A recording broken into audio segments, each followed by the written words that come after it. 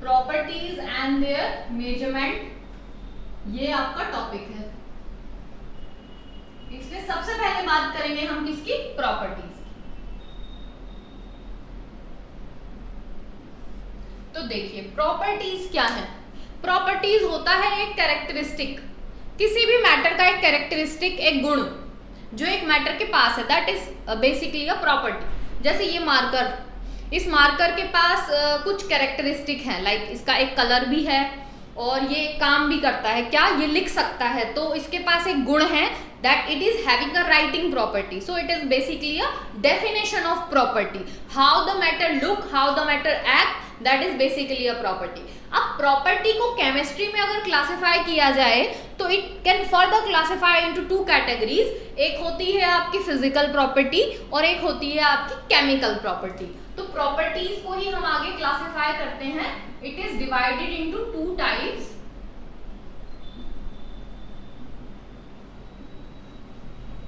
तो देखिए बेटा, एक है आपका physical property and second one is chemical property. तो पहले बात करते हैं फिजिकल प्रॉपर्टी के बारे में। फिजिकल प्रॉपर्टी एक कंपाउंड की वो प्रॉपर्टी है जो बिना आइडेंटिटी चेंज किए ऑब्जर्व करी जा सके। जैसे कि देखिए वाटर, ठीक है, अगर हम एक ग्लास पानी लेते हैं तो we can easily observe the density of water without changing the identity of that water। आप पानी लो, पानी में कुछ भी चेंजेस करने की जरूरत नहीं है, उसी पानी में आप उसका कलर, स्मेल, आप उसका डेंसिटी, आप उसका melting point, boiling point easily observe कर सकते हो। तो ऐसी चीजें जिनकी ऐसी प्रॉपर्टीज जो बिना आइडेंटिटी चेंज किए ऑब्जर्व करी जा सके, दैट इज फिजिकल प्रॉपर्टी। वहीं पे कुछ ऐसी प्रॉपर्टीज होती हैं जिनमें हमें आइडेंटिटी को चेंज करना ही पड़ता है, तभी हम उन प्रॉपर्टीज को ऑब्जर्व कर पाते हैं। तो ऐसी प्रॉपर्टी जिनमें आइडेंटिटी चेंज करने की जरूरत पड़े उनको बोला जाता है बेटा chemical properties. So I think it is clear. Physical property वो जिसमें आइडेंटिटी चेंज करने की जरूरत ही नहीं है। अब पानी लो, पानी की डेंसिटी हम बिना उसे चेंज करे निकाल सकते हैं, उसका बॉइलिंग पॉइंट निकाल सकते हैं, उसका मेल्टिंग पॉइंट निकाल सकते हैं, everything we can easily observe. तो डेंसिटी, कलर, शेप, ये सब आपकी क्या है, फिजिकल प्रॉपर्टी। वहीं पे केमिकल प्रॉपर्टीज आपकी क्या होती है। So first we will write the physical property, those properties which can easily observe without changing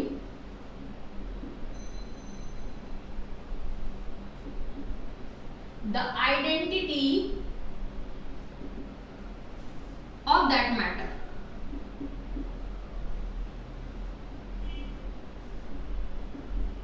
like density, volume, color, boiling point, melting point, etc. These all are physical properties। Second one is your chemical properties। तो हम बात करते हैं chemical properties के बारे में। तो chemical properties वो होती हैं बेटा, those properties which can be determined या can be observe by changing the identity